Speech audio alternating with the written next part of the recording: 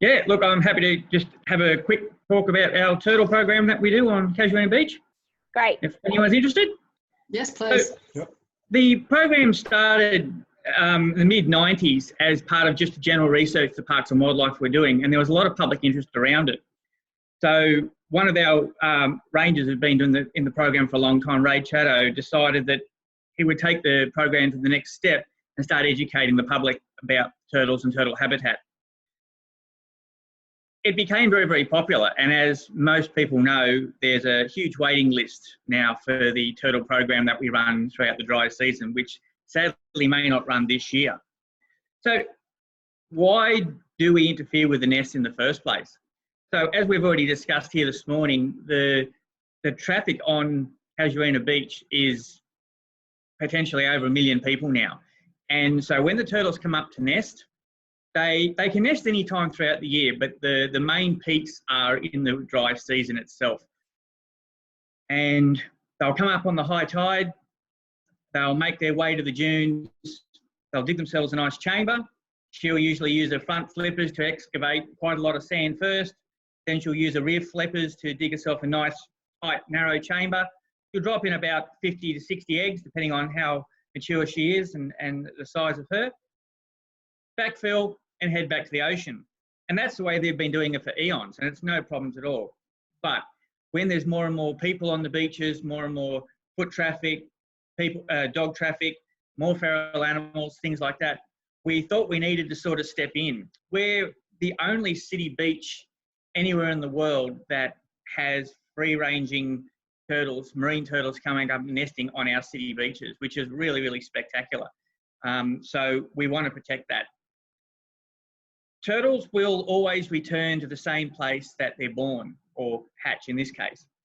So when the turtles start to hatch, when mum comes up to lay her eggs, we'll make an assessment. So we don't remove every nest or rescue every nest. We look at the situation.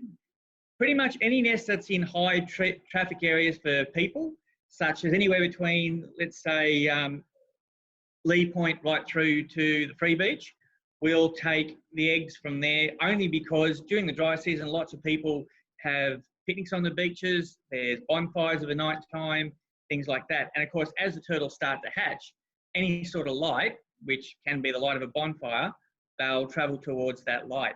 So we'll rescue them pretty much for that reason. And occasionally, turtles will lay in the wrong area. So they might lay in a depression, so to speak, or where the sand or the beach sort of dips down, which means if we get a nice big tide, and it's about 50 to 60 days depending on the sand temperature for those eggs to hatch, there's a very good chance that some of those nests could become inundated with water. So that's another reason why we do move them.